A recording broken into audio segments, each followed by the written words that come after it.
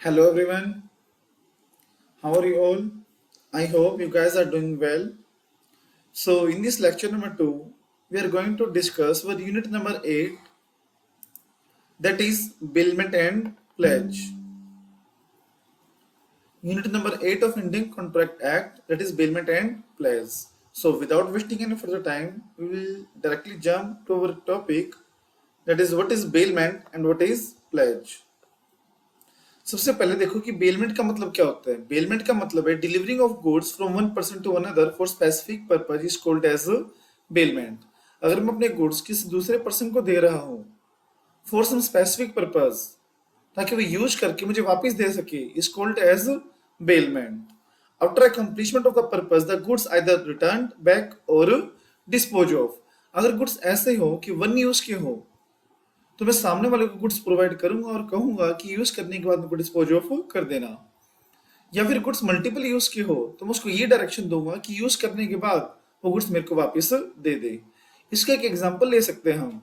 मेरे पास एक एक्टिवा है, मैंने एक्टिवा मेरे फ्रेंड को दी।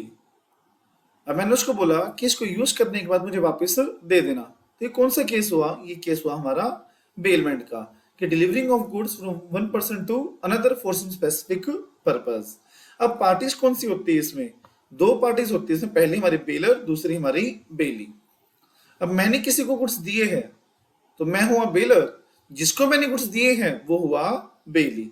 The person delivering the goods is called as bailor, the person to whom the goods are delivered is called as bailee. अब bailment law की नजर में वैलिड माना जाता है और एक इनहेरेंट कॉन्ट्रैक्ट होता है इसमें कि अब बेली को कोई चीज रिसीव हुई है तो क्या ड्यूटी जो उसके ऊपर बनती है और क्या responsibility as an person, as an prudent person उसके ऊपर इम्पोज होती है। तो बेलमेंट होने के लिए क्या क्या एसेंशियल पॉइंट्स हमारे होने चाहिए? पहला, कॉन्ट्रैक्ट होना चाहिए। आइदर वो कॉन्ट्रैक्ट हमारा एक्सप्रेस हो या वो इम्प्लाइड हो। नो कंसिडरेशन इज नेसेसरी, मतलब ये एक एग्जॉस्टिव नहीं है कि कंसिडरेशन चाहिए ही नहीं होती। ये डिपेंड करता है उनके कॉन्ट्रैक्ट के ऊपर कि कंसिडरेशन का फैक्टर उनके अंदर है या उनके अंदर नहीं है। तो बेलमेंट विदाउट एनी कंसिडरेशन भी हो सकता है और विद कंसिडरेशन भी हो सकता है।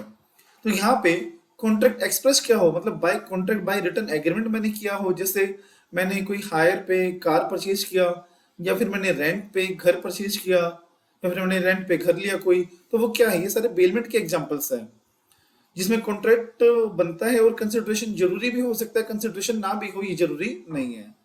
डिलीवरिंग ऑफ गुड्स, अब गुड्स सामने वाले को डिलीवर हुए हो, या तो एक्चुअल डिलीवरी हुई हो या फिर कंस्ट्रक्टिव डिलीवरी हुई हो। अब क्वेश्चन मार्क यहाँ पे ये आ जाता है कि सर एक्चुअल डिलीवरी क्या है और कंस्ट्रक्टिव डिलीवरी क्या है। अब जैसे मेरे पास एक गुड्स है, अब एक गुड्स उठा के मैं किसी और को दे रहा हूँ तो ये होगी मेरी एक्चुअल डिलीवरी। बट अगर मैंने घर लिया है रेंट पे तो क्या घर के उठा के देता है कोई मुझे? नहीं। बट एक कंस्ट्रक्टिव डिलीवरी होती है, वो मीन्स दैट कि बाय पेपर वो मुझे रहने की इजाजत दे देते हैं, या फिर any other mode is called as constructive delivery. मतलब जब गुड्स उठाने लायक ना हो और मेरे पास किसी और मोड से उनका पोजेशन आ जाए, that were called as constructive delivery. Purpose, specific purpose के लिए दिया हुआ होना चाहिए। पोजेशन का क्या मतलब है? कि possession from one person to another transfer होना चाहिए। और दूसरी बात इसमें ये है बच्चों, मैंने 100% यहाँ पे क्यों लिखा है कि 100% पोजेशन सामने वाले को ट्रांसफर हुआ हो। सर 100% का मतलब, 100% का मतलब है कि मैंने पोजेशन टोटली सामने वाले को दे दिया हो कि वो यूज करे उसको, और यूज करने के बाद मुझे वापस दे दे, उसका कोई भी कंट्रोल मेरे पास ना रहा हो।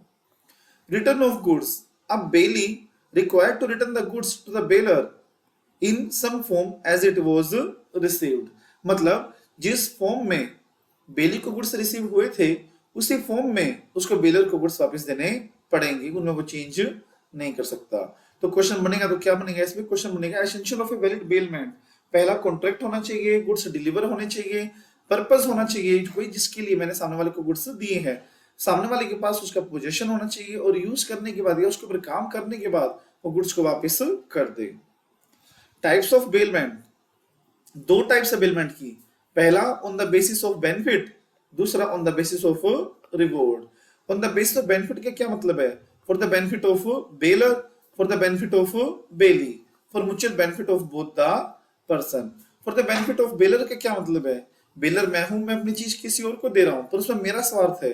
क्या स्वार्थ है मेरा? लेट्स से मैं कुछ टाइम के लिए कहीं बाहर जा रहा हूं, मेरे पास एक पेट है, तो उस पेट की देखभाल करने के लिए मैं अपने नेबर को देके जा रहा हूँ वो, तो बेनिफिट किसका है उसमें? बेनिफिट उसमें मेरा है, तो for the benefit of bailor. For the benefit of बेली कैसे? अब मेरे पास कोई एक्टिवा थी, वो सामने वाले ने डिमांड की कि मुझे एक दिन के लिए एक्टिवा चाहिए, तो उसमें किसका बेनिफिट है? बेली का, तो फॉर द बेनिफिट ऑफ बेली। तीसरा, फॉर द म्यूचुअल बेनिफिट, दोनों का बेनिफिट भी उसमें हो सकता है। जैसे मैंने घर लिया किराए पे, उसमें मेरा भी बेनिफिट है और सामने वाले का भी बेनिफिट है। सामने वाले का क्या बेनिफिट है कि उसको किराया मिल रहा है, और मेरा क्या बेनिफिट है, मुझे घर मिल रहा है। तो तीन तरह की बेलमेंट के टाइप्स हो सकते हैं on the basis of benefit. उसके बाद on the basis of reward. On the basis of reward, पहला ग्रेटिटुअस, दूसरा नॉन ग्रेटिटुअस बेलमेंट। ग्रेटिटुअस क्या होता है? अब मैं अपने फ्रेंड को एक्टिवा डिलीवर कर रहा हूं free of cost for their use. वो कौन सी बेलमेंट हुई? वो हुई हमारी gratuitous bailment, that is free of cost, जिसको देने का मैं कोई भी पैसा उससे चार्ज नहीं करता हूं। दूसरा, नॉन ग्रेटिटुअस बेलमेंट। नॉन ग्रेटिटुअस मतलब जहां पे मैं सम सॉर्ट ऑफ मनी उससे रिकवर करता हूं। इसका बेस्ट एग्जांपल मेरे पास है रेंट का, कि घर मैंने लिया, बदले में क्या दे रहा हूं उसे? रेंट दे रहा हूं। तो उसमें ग्रेटिटुअस है, नॉन ग्रेटिटुअस है? ये नॉन ग्रेटिटुअस है कि उस चीज को लेने के बाद मैं कुछ पैसा उसको डिलीवर कर रहा हूं, तो ये होता है हमारा नॉन ग्रेटिटुअस बेलमेंट। उसके बाद हमारा टॉपिक है point number 5, that is duty of baler. Baler जब गुड्स सामने वाले को ट्रांसफर करेगा तो उसकी क्या ड्यूटीज बनती है? उसकी ड्यूटीज ये बनती है कि सारे के सारे फैक्ट को वो डिस्क्लोज करे। फैक्ट को डिस्क्लोज करे मतलब अगर कोई भी कमियां हैं, उसको चलाना कैसे है, ठीक है, किस तरह से उसको ऑपरेट करना है, तो जितने भी फैक्ट है वो सारे सामने वाले को बताए। ये बेलर की ड्यूटी बनती है। अब अगर ग्रेटिटुअस बेलमेंट है, मतलब फ्री ऑफ कॉस्ट है, तो मैं सिर्फ उसी चीज को बताने के लिए लाइबल हूं जो मेरे को पता होगा।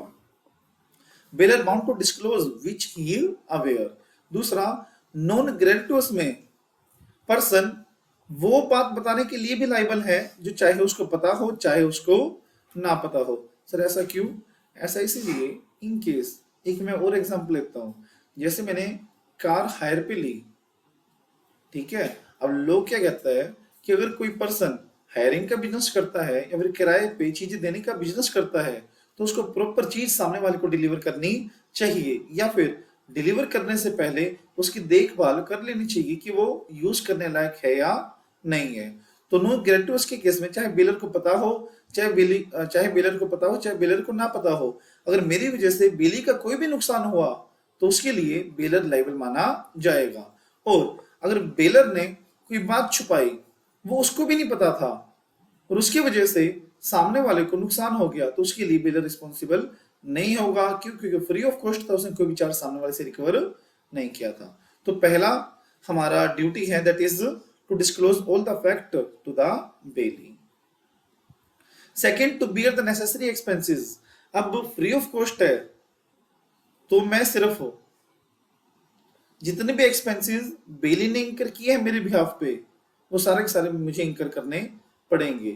सर जैसे अब फ्री ऑफ कॉस्ट है, फ्री ऑफ कॉस्ट मैंने सामने वाले को डिलीवर किया। अब मैंने इसमें मुझे एग्जेप्शन लेने की, मैंने मेरे पर्पस के लिए उसको कोई सामान डिलीवर किया था। लेट्स से मैंने अपना पेट, मेरे पास एक डॉग है, लेट्स से पेट, तो मैंने वो मेरे नेबर को डिलीवर किया फॉर सम डेज। तो अब उसके खाने का खर्चा जितना भी है या फिर उसको केयर करने का जितना भी एक्सपेंसेस आया है, वो कौन बियर करेगा? वो मैं बियर करूंगा। तो यहाँ पे bailor is responsible to reimburse all the expenses incurred by the bailee. Non gratuitous में बेलर सिर्फ उन्हीं एक्सपेंसेस के लिए लाइबल होगा जो एक्स्ट्रा ऑर्डिनरी होंगे। एक्स्ट्रा ऑर्डिनरी मतलब जो उस एसेट पर लगे हुए होंगे। जैसे इसका एक बेस्ट एग्जांपल मैं आपको बताता हूँ। नॉन ग्रेटिटुअस है मतलब फ्री ऑफ कॉस्ट तो वह है नहीं, चार्ज वो ले रहा है, और उसमें आएगा कैसे, देखना ध्यान से। अब मैंने कार परचेज की on hire, not purchase, hire पे मैंने कार ली। अब मैंने कार को धुलवाया तो उसमें पेट्रोल डलवाया, तो क्या उसका चार्ज मैं बेलर से रिकवर करूंगा? बिल्कुल भी नहीं, क्योंकि वो मेरा एक्सपेंसेस है, मैं बेलर से क्यों लूंगा वो? But during the journey car का ब्रेक खराब हो गया और मुझे ब्रेक रिपेयर करवाना पड़ा, या कार का भी टायर खराब हो गया। तो ये बताओ, उस टायर को मैंने पूरा का पूरा रिपेयर करवाया या ब्रेक ठीक करवाया, तो उसके पैसे क्या मैं रिपेयरिंग चार्जेस क्या बेलर से ले सकता हूँ? डेफिनेटली ले सकता हूँ, क्योंकि वे कवर होते हैं हमारे एक्स्ट्रा ऑर्डिनरी एक्सपेंसेस में। अब कोई पंचर हो गया, छोटा मोटा एक्सपेंस है, वो रिकवर करने के लिए रिस्पॉन्सिबल नहीं होता। तो दूसरी ड्यूटी क्या है बेलर की? बियर नेसेसरी एक्सपेंसेस जो बेली को लगे हैं। इंडेमनिफाई the belly for premature termination. अब मैंने उसको 10 दिन के लिए गुड्स दिए थे, अब मैंने 4 दिन के बाद बोला कि मेरे गुड्स मेरे को वापस चाहिए, वापस दे दे। तो मैंने क्या कर दिया? Premature termination. उसकी वजह से जो भी उसको नुकसान हुआ हो उसके लिए बेलर रिस्पॉन्सिबल होगा लॉस बियर करने के लिए। Bound to accept the goods. Bound to accept the goods का मतलब क्या है कि इन केस टाइम पूरा हो गया हो और बेलर गुड्स रिसीव करने के लिए मना कर जाए, तो ये उसकी ऑब्लिगेशन नहीं है, वो ऐसा बिल्कुल भी नहीं कर सकता। और बेली गुड्स वापस दे रहा है तो उसको रिसीव करने पड़ेंगे। ये सिर्फ कुछ ही केसेस में हो सकता है। लेट्स से इसमें ये केस ले सकते हैं हम कि जो गुड्स थे वो डेंजरस नेचर के थे, गुड्स ऐसे थे जो काफी ज्यादा कॉस्टली थे, मतलब कॉस्ट कंज्यूमिंग थे, कि उनको मेंटेन करने का खर्चा काफी ज्यादा है। तो बेलर ने बेली को तो वो दे दिया, वो कह रहा है कि कोई बात नहीं, उसी को उसके पास पड़े रहने दे, मेरे को वैसे भी चाहिए नहीं है वो गुड्स, अननेसेसरी गुड्स है वो मेरे लिए। तो एज पर लो ये पॉसिबल नहीं, उसको गुड्स रिकवर करने पड़ेंगे। तो ये थे हमारी कुछ duties of a baler.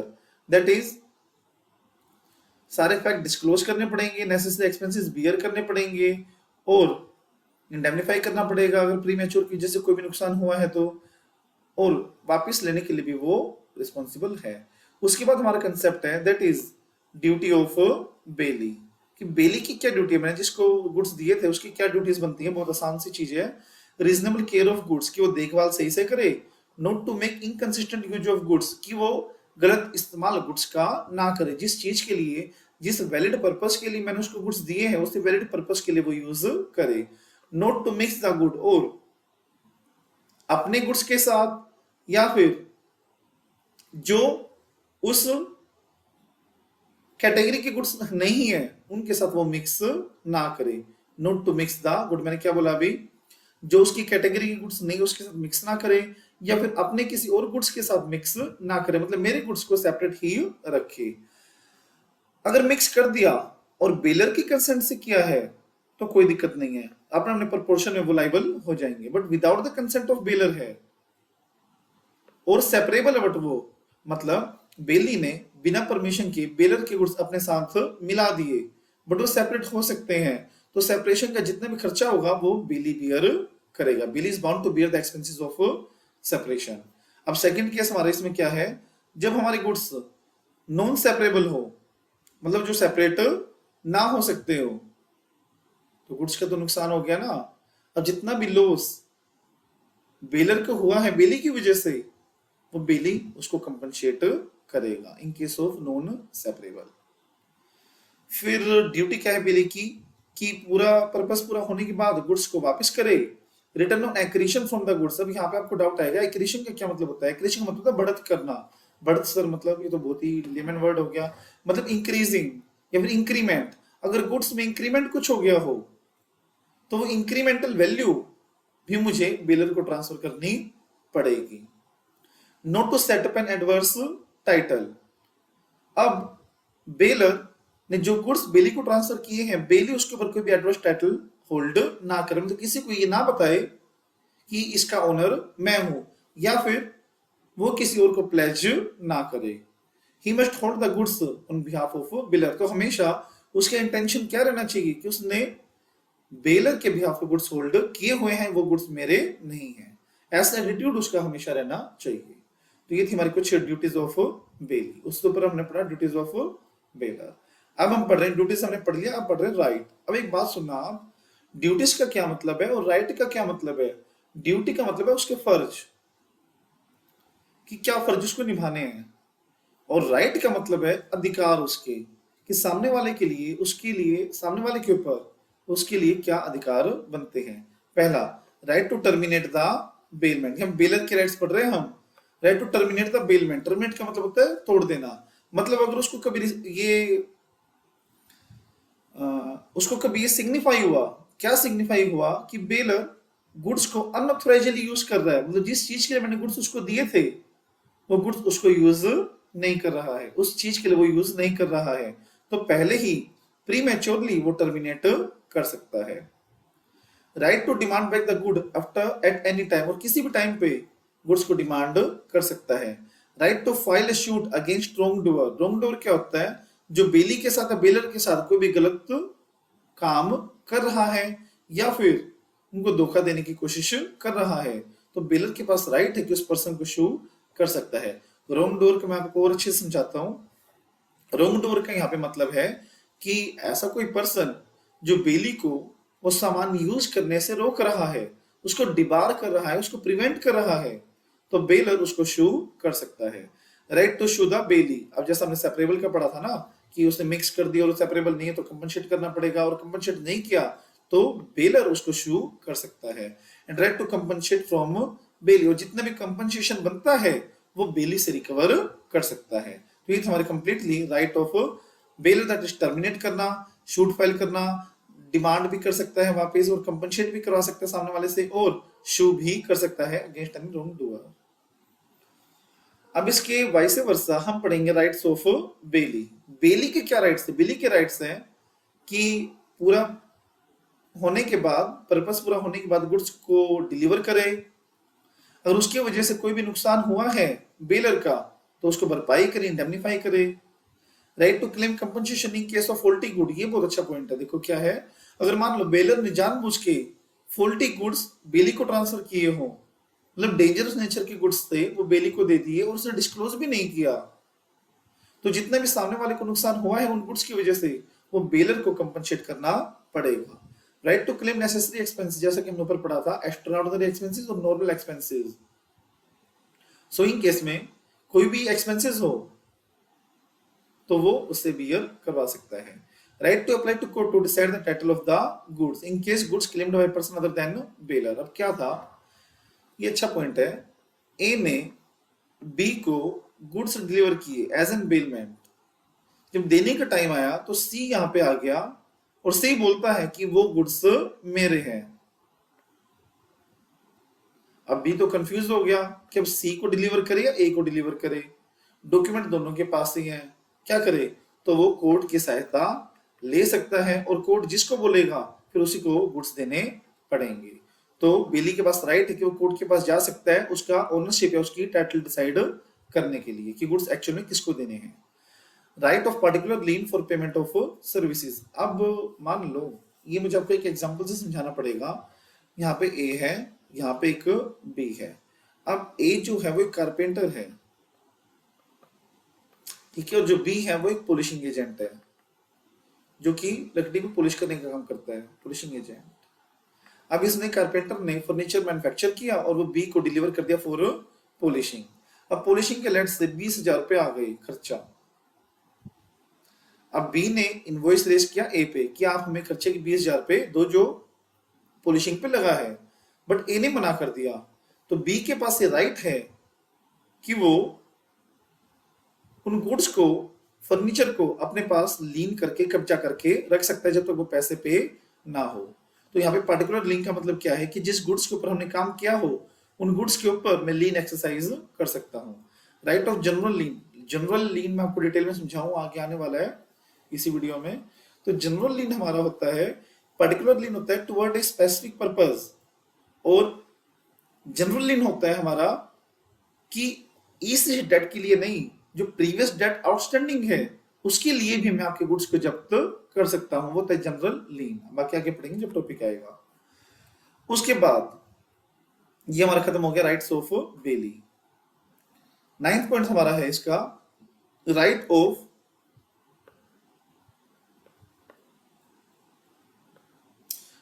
Baler and bailee against any wrong doer, कि कोई गलत काम करता है या फिर बेली को गुड्स यूज करने से रोकता है, तो यहाँ पे बेलर के पास भी राइट है कि वो उसको शू कर सके और बेलर के पास भी राइट है कि वो उसको शू कर सके। Third person deprive bailee of goods, then baler or bailee can sue such person for deprivation.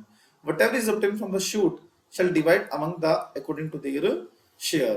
अब कोई भी पर्सन शू कर सकता है उस बंदे को जिसने उसको रोका है यूज करने के लिए, गलत तरीके से रोका है, राइट। और शूट से जो भी क्लेम रिसीव हुआ है वो आपस में वो डिवाइड कर लेंगे एज पर देयर शेयर्स। तो ये था हमारा right of bailor and bailee against any wrong doer. इसका एक बच्चे का डाउट आया है कि सर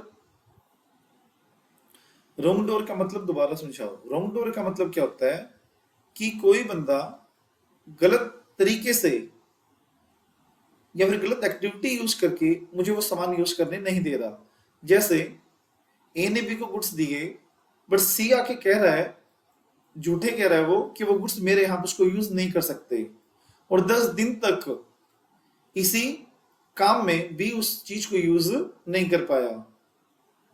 तो सी यहां पे कौन है? रॉन्ग डूअर, कि उसने फ्रॉड करने के चक्कर में या फिर गलत तरीके से किसी बंदे को यूज करने से रोका है, डिप्राइव किया है, तो उसको हम बोलते हैं रॉन्ग डूअर। उसके बाद point number 10, termination of bailment. Bailment कब टर्मिनेट हो जाएगी? जब टाइम एक्सपायर हो जाए। 10 दिन के लिए दिए तो 10 दिन एक्सपायर हो गए, बेलमेंट खत्म। या फिर डेथ हो जाए, जब कॉन्ट्रैक्टिंग पार्टी ही नहीं रही तो कॉन्ट्रैक्ट कैसे रहेगा, तो उसमें भी खत्म हो जाएगा। डिस्ट्रक्शन ऑफ सब्जेक्ट मैटर, मतलब जो गुड्स मैंने दिए थे वो खराब हो गए या वो पेरिश हो गए, तो वो भी क्या है? Destruction of subject matter and terminate of bailment. इसका एग्जांपल मैं आपको दे सकता हूं, जैसे अब मेरे पास एक हॉर्स है और वो मेरे फ्रेंड को चाहिए है राइडिंग करने के लिए। अब जब बेलमेंट शुरू होने वाली है उसी टाइम पे हॉर्स की डेथ हो गई बाय फॉल्ट, तो सब्जेक्ट मैटर था जो वही खराब हो गया, तो क्या बेलमेंट वैलिड मानी जाएगी? बिल्कुल भी नहीं मानी जाएगी। ऑन फुलफिलमेंट ऑफ पर्पस, जब जिस पर्पस के लिए दिए थे वो पर्पस पूरा हो जाए तो भी बेलमेंट वहां पे हमारी एंड हो जाएगी। After that by notice. By notice का क्या मतलब है कि सामने वाले को बता के भी मैं बेलमेंट एंड कर सकता हूं, या तो बेली इनकंसिस्टेंट यूज कर रहा हूं तो भी मैं टाइम से पहले नोटिस देके टर्मिनेट करवा सकता हूं। And terminate should not cause loss the belly in excess of benefit drive, मतलब उस बेलमेंट से जो भी बेनिफिट बेली को मिला था उससे ज्यादा उसका नुकसान नहीं होना चाहिए। मैंने क्या बोला, ध्यान से सुनना। बेली को उस अमाउंट से ज्यादा नुकसान ना हुआ हो जितना उसको उस बेलमेंट से मिला था, मतलब कि फ्री ऑफ कॉस्ट चीज उसने ली थी, उससे उसके 10,000 बच गए। अब क्योंकि उसने प्री मैच्योर टर्मिनेट किया है उसको 2,000 और ऊपर से देने पड़े, तो 2,000 रुपए का लॉस जो हुआ है वो बेलर बियर करेगा। Finder of goods. Finder of goods क्या होता है? अब कोई चीज सड़क पे पड़ी हुई मुझे मिली है, अब वो मैंने मेरे पास रख ली, तो मैं यहाँ पे क्या हुआ? Finder of goods. Person who found something belonging to other can sue owner for the reward और एक्सपेंसेस। अब ओनर को ढूंढने के लिए मैंने कुछ एक्सपेंसेस बियर किए, या फिर उस प्रोडक्ट को संभाल के रखने के लिए मेरे कुछ एक्सपेंसेस लग गए, तो वो एक्सपेंसेस रिम्बर्स करवाने के लिए मैं उसके ओनर को शो कर सकता हूं, या फिर उसको सेल भी कर सकता हूं, और या फिर उन गुड्स के ऊपर जो भी रिवार्ड रखा हुआ है वो भी मैं क्लेम कर सकता हूँ। रिवार्ड सर कैसे? अब किसी का पर्स चोरी हो गया, उसमें 1,00,000 रुपए थे, अब रिवार्ड का डिक्लेयर हुआ कि जो भी इस पर्स को लुटाएगा उसको 10,000 रुपए मिलेंगे। अब कोई ऑनेस्ट पर्सन है वो पर्स को लुटा रहा है तो 10,000 रुपए वो क्लेम करने के लिए लाइबल रहेगा। And right of sale, sale भी करने के लिए लाइबल है कब? जब पेरिशिंग नेचर के हो, जल्दी खराब होने वाले हो गुड्स, वो तो खराब होने से पहले बेच देना चाहिए। दूसरा, वैल्यू से 2/3 ज्यादा उसके एक्सपेंसेस लग गए हैं उसको संभालने के लिए, उसकी केयर करने के लिए। जैसे 100 रुपए के हमारे गुड्स थे टोटल, लेट्स से 100 रुपए के हमारे गुड्स थे, और 70 रुपए मेरे उसके ओनर को ढूंढने में और उसको मेंटेन करने में लग गए हैं, तो मेरे पास भी राइट है कि मैं उन गुड्स को सेल कर सकता हूं और अपने एक्सपेंसेस बिगर कर सकता हूं बस, और जो प्रॉफिट वगैरह हुआ है वो सामने वाले को लौटा देगा। तो ये था हमारा फाइंडर ऑफ गुड्स। उसके बाद राइट ऑफ लीन। लीन मैंने आपको बताया था कि किसी गुड्स को रिटेन करके रख लेना उन गुड्स को जो किसी और के हैं जब तक वो डेट स्पेसिफाई ना हो जाए, डेट सेटिस्फाई ना हो जाए। दो टाइप की लीन है, जनरल लीन और दूसरा पर्टिकुलर लीन। जनरल लीन क्या? Retain the goods not only for demand arising out of retain but for the general balance in favour of person. इसका एग्जांपल लेके मैं करवाता हूं आपको। अब यहाँ पे ए एक बेलर है, उसने बी को कुछ गुड्स काम करने के लिए बेल्ड किए। अब बी ने काम किया, लेबर लगाई, 50,000 रुपये लग गए उस पे। ठीक है, तो बी के पास राइट है कि वो गुड्स को रिटेन करके रख सकता है जब तक वो 50,000 रुपये पे ना हो। उसको बोलते हैं पार्टिकुलर लीन। बट ए ने बी को 20,000 रुपये और देने थे किसी और चीज की, तो बी के पास अगर ये राइट है कि वो उन पहले 20,000 के लिए भी रिटेन करके रख सकता है गुड्स, तो उसको हम बोलते हैं जनरल लीन।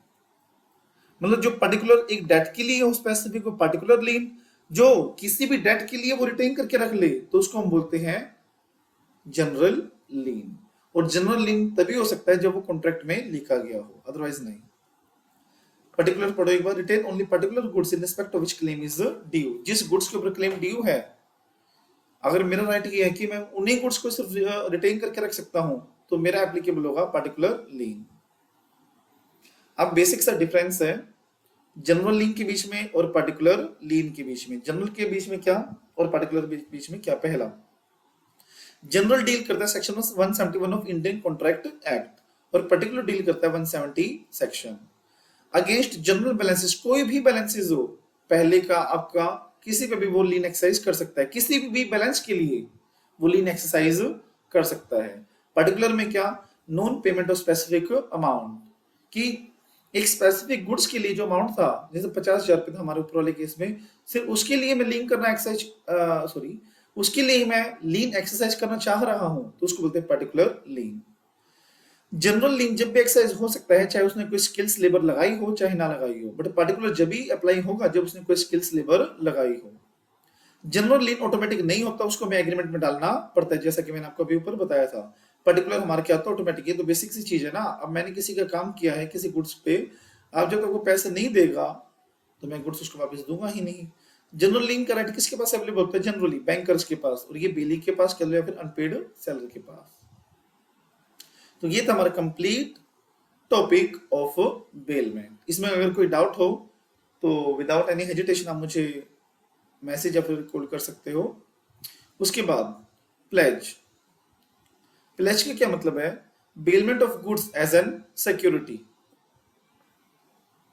मतलब ये वही बात है, रिश्ता वही सोचने वाली बात कि गुड्स मैं किसी और को दे रहा हूं for specific purpose, but pledge के केस में वो स्पेसिफिक पर्पस क्या होता है? As an security.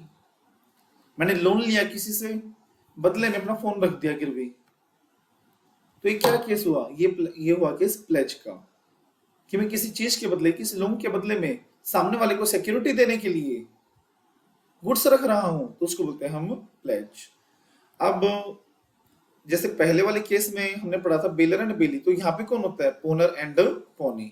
पोनर कौन? जिसने गुड्स एज ए सिक्योरिटी सामने वाले को गिरवी रखी हैं। और पोनी कौन? जिसको गुड्स डिलीवर किए हैं, जिसको गुड्स गिरवी रखे हैं। जैसे बैंक, एक बेस एग्जांपल मैं लेता हूं यहाँ पे। लेट्स से यहाँ पे पोनर है एबीसी लिमिटेड और यहाँ पे पोनी है हमारा एसबीआई बैंक, बस। ओके, उसके बाद essentials of a contract. Essentials of a contract of pledge. अब ये कॉन्ट्रैक्ट बनाने के लिए प्लेज का क्या क्या एसेंशियल्स जरूरी है? सबसे पहला, सामने वाले को गुड्स मैंने बेल किए हो। सेकंड, सब्जेक्ट मैटर क्या होना चाहिए? Pledge. Goods should be in existence, मतलब गुड्स एट पर्टिकुलर एग्जिस्ट होने चाहिए, और गुड्स प्लेजर से प्लेजी को चले गए हो। देखो इसमें ना एक पर्सन को दो नाम से जाना जाता है। जिसने गुड्स सामने वाले को डिलीवर किए हो उसको हम या तो प्लेजर बोल सकते हैं या फिर पोनर भी बोल सकते हैं। ठीक, कुछ भी बोल सकते हैं दोनों केसेस में हम। अब पोनी की राइट क्या है? पोनी कौन है यहाँ पे? बताओ बच्चों। पोनी यहाँ पे है जिसको मैंने गुड्स डिलीवर किए हैं, मतलब बैंक। एग्जाम्पल समझने के लिए हम ले लेते हैं। तो उसके क्या राइट्स हैं? अगर पेमेंट में कोई भी डिफॉल्ट हुआ तो उन गुड्स के ऊपर वो कब्जा कर सकता है, डेट के लिए भी और इंटरेस्ट के लिए भी। दूसरा, right of retention of subsequent date if mention in a, जैसे जनरल लीन हो गया ना, कि अगर पहले वाला डेट है बाद में जो डेट राइज होने वाला है उसके लिए भी वो कब्जा कर सकता है, सिर्फ जब वो कॉन्ट्रैक्ट में मेंशन हुआ तो। Pawnee right to get an extraordinary expenses. अब पोनी के पास गुड्स रखे हुए हैं, बट उस गुड को केयर करने के लिए मेरे कुछ एक्सपेंसेस लग गए, तो वो एक्सपेंसेस मैं सामने वाले से रिवर्स कर सकता हूं। ओके, उसके बाद pawnee right where the pawnor makes any default. अब अदर राइट्स क्या है पोनी के? अगर उसने डिफॉल्ट कर दिया तो या तो वो शूट फाइल कर सकता है या गुड्स को सेल भी कर सकता है। शूट एंड सेल कि सामने वाले के ऊपर केस फाइल करेगा कि मैं डेट रिकवर करो, मेरा डेट वापस दो, या फिर वो सेल भी कर सकते। सेल क्यों करेगा? वो सेल बच्चों इसलिए करेगा ताकि वो अपना पैसा रिकवर कर सके। अब पोनर के क्या राइट्स है? पोनर कौन बताओ सर? पोनर कौन बताया था? पोनर वो जिसने गुड्स सामने वाले को डिलीवर किए हैं, उसके क्या राइट्स हैं? जितने बेलर के राइट्स थे सारे वैसे ही राइट हमारे पोनर के माने जाएंगे। बट एक है हमारा बहुत इंपॉर्टेंट यहाँ पे, right to redeem. If default is made and subsequently made payment, then pawnor has right to redeem the goods, recover back the goods. अब बात सुनो क्या है ये तसल्ली से। अब एबीसी प्राइवेट लिमिटेड ने लोन लिया था, बदले में फिक्स एसेट गिरवी रख दी थी। उसके बाद उसने डिफॉल्ट कर दिया। बैंक ने उन एसेट के ऊपर लीन एक्सरसाइज कर लिया, कब्जा कर लिया, और बाद में एबीसी प्राइवेट लिमिटेड ने सारा का सारा डेट पे कर दिया विद इंटरेस्ट। तो क्या गुड्स उसको वापस नहीं मिलेंगे? बताओ, गुड्स वापस मिल जाएंगे नहीं मिल जाएंगे? पेमेंट करने के बाद डेफिनेटली गुड्स वापस मिल जाएंगे। तो यहाँ पे राइट टू रिडीम का मतलब है कि एक बार पेमेंट हो गई आइदर इनिशियली या सब्सिक्वेंटली, तो ये ओनर के राइट बनते हैं कि वो सामने वाले से अपने गुड्स रिकवर कर सके। बस duties of owner and pawnee, बड़े ध्यान से सुनना, हाईलाइट करवा रहा हूं ये। पोनी की क्या राइट्स, मतलब बैंक की क्या राइट्स हैं? कि गुड्स की रीजनेबल केयर करे, कोई भी अनऑथराइज यूज ना करे, अगर पेमेंट हो गई है तो गुड्स को वापस दे दे, अपने खुद के गुड्स के साथ वो मिक्स ना करे, या फिर कोई ऐसा काम ना करे जो कि इनकंसिस्टेंट हो। और अगर कोई गुड्स में एक्रीशन हो जाता है, एक्रीशन मतलब इंक्रीमेंट हो जाता है, तो वो सारे के सारे गुड्स को वापस करे, जितने भी एडिशन हुए हैं अलोंग विद ओरिजिनल उसको वापस करे। ओनर के क्या राइट्स हैं? मतलब जिसने गुड्स गिरवी किए हैं, पेमेंट करने के लिए लाइबल है, अगर उसकी वजह से सामने वाले को कोई भी नुकसान हुआ है तो वो कंपनसेट करने के लिए लाइबल है, अगर गुड्स में कोई भी फॉल्ट था तो वो डिस्क्लोज करने के लिए लाइबल है, वही इंडेमनिफाई का मतलब वही है कोई लॉस हुआ है मेरी वजह से उसको भरपाई करने के लिए लाइबल है, and pay the deficit to the pawnee sorry. यहाँ पे देखो ये मुझे बताना है आपको, लेट्स से बैंक ने वो गुड्स सेल कर दिए और अमाउंट कितना रिकवर हुआ? अमाउंट रिकवर हुआ लेट्स से 50,000। डेट कितने का था? डेट था हमारा 60,000 का। 50 तो रिकवर हो गए, बैलेंस कितना बचा? 10,000। तो जो डेफिशिट है वो उसको पे करना पड़ेगा। तो ये पोनी की ड्यूटी बनती है कि अगर कोई डेफिशिट हुआ है तो डेफिशिट पोनी को पे करे। बस उसके बाद प्लेज बाय नॉन ओनर्स, मतलब ये केस हमारा सोगा से लिया गया है, सेल ऑफ गुड एक्ट से, कि जनरली क्या होता है बच्चों,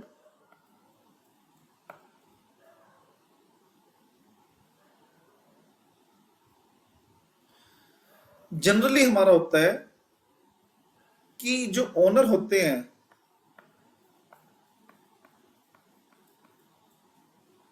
जो हमारे ओनर होते हैं वही सेल कर सकते हैं और वही प्लेज कर सकते हैं। बट कुछ केसेस ऐसे हैं जहां पे नॉन ओनर भी प्लेज कर सकते हैं, या फिर आप ये कहो कि अगर नॉन ओनर ने प्लेज कर दिया तो उसके क्या कंसिक्वेंसेस होंगे। सबसे पहला मर्केंटाइल एजेंट।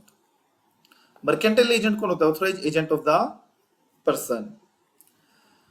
अगर मर्केंटाइल एजेंट के पास ऑर्डिनरी कोर्स में अथॉरिटी हो तो वो प्लेज वैलिड माना जाएगा। Pawnee is in the good faith and no knowledge of the no authority to pledge. ये बड़े ध्यान से सुनो आप। अब मुद्दा यहाँ पे क्या है, किसी एजेंट ने गुड्स प्लेज कर दिए प्रिंसिपल की। पहली बात, वो एजेंट हमारा ऑथराइज होना चाहिए, और दूसरा सामने वाले को प्लेजी को ये नॉलेज नहीं होनी चाहिए, ये नॉलेज नहीं होनी चाहिए कि एजेंट को कोई अथॉरिटी नहीं थी। मतलब उसको क्या नॉलेज होनी चाहिए कि उसको अथॉरिटी थी, या फिर उसने क्या प्रिज्यूम किया हो कि उसको अथॉरिटी थी। बस। दूसरा, pledge by the person in possession under voidable contract. मतलब वोइडेबल हम पढ़ चुके हैं इंडियन कॉन्ट्रैक्ट में, जहां पे कोर्शन का, फ्रॉड का, अनड्यू इन्फ्लुएंस का और मिस रिप्रेजेंटेशन का एलिमेंट आ जाता है, तो उसको बोलते हैं CUFM, लगा लो। उसकी वजह से हमारा जो कॉन्ट्रैक्ट हो जाता है वो होता है वोइडेबल कॉन्ट्रैक्ट। वोइडेबल पे मैं अलग से वीडियो बनाऊंगा, शॉर्ट वीडियो, वो हम देखेंगे। तो नहीं, हमारा गुड फेथ में होना चाहिए और उसको वोइडेबल के किसी भी एक्ट की कोई भी नॉलेज नहीं होनी चाहिए। Pledge where the person has only limited interest, ये बहुत अच्छा पॉइंट है, बड़े ध्यान से समझना। अब यहाँ पे मिस्टर एक्स है, एक्स को एक फोन मिला पड़ा हुआ, उसने वो रिपेयर करवाया 2000 में और उसको वाई को प्लेज रख दिया। अब ये प्लेज वैलिड माना जाएगा या नहीं माना जाएगा, डिपेंड करता है सर। कैसे डिपेंड करता है? मतलब एक्स का उसमें पर्सनल इंटरेस्ट कितना है? 2000 का, कि 2000 उसकी जेब से लगे हैं, तो 2000 तक के लिए प्लेज वैलिड माना जाएगा, क्योंकि हमारा एक्स वो तो नॉन ओनर है अभी, but up to 2000 as per लो वो वैलिड माना जाएगा। फिर फोर्थ पॉइंट, प्लेज बाय को owners in the possession of goods with the consent of other को ओनर्स। अब यहाँ पे ए एंड बी है, दोनों ने एक एसेट होल्ड कर रखी है। अब ए की कंसेंट से वो एसेट बी के पास रखी हुई है और बी ने वो बैंक को प्लेज कर दी, तो ये भी वैलिड माना जाएगा। अगर किसी को ओनर ने प्लेज किए हैं goods with the consent of other को ओनर, तो ये भी वैलिड माना जाएगा। उसके बाद प्लेज बाय सेलर और buyer in possession of goods after sale and before the sale. बड़े ध्यान से सुनना, प्लेज बाय सेलर और बायर इन पोजेशन, यहां पे क्या बोला गया है ये मैं आपको नोट पर से समझाता हूं, एक मिनट जो देखो।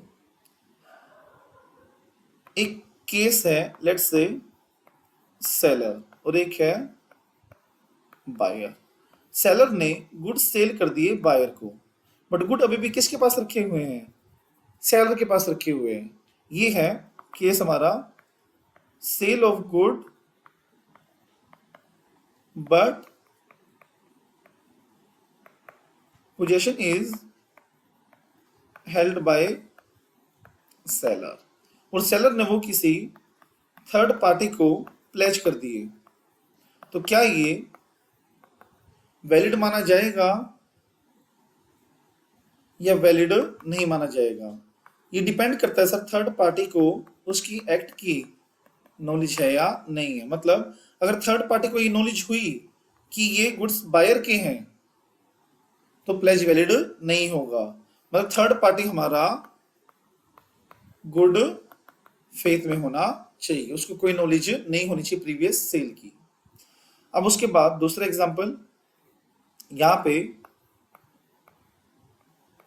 सेलर है, वेट ए सेकेंड,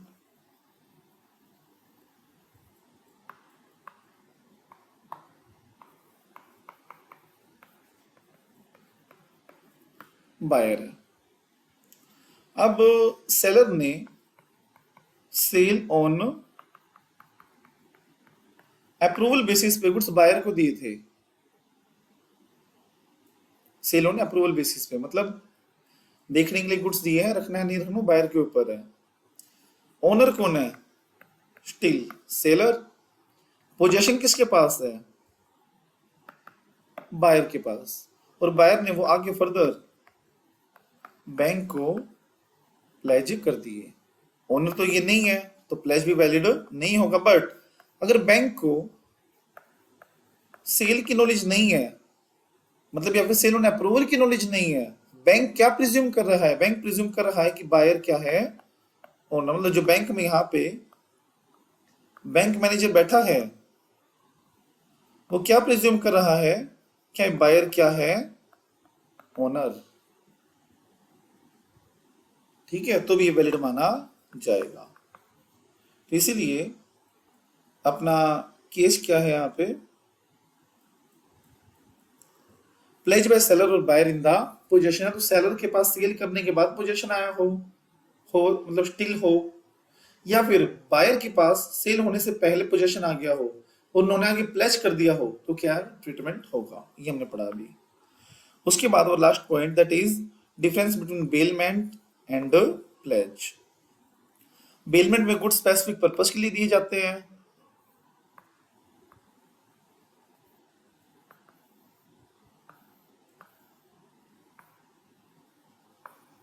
और प्लेज में गुड्स एज एन सिक्योरिटी।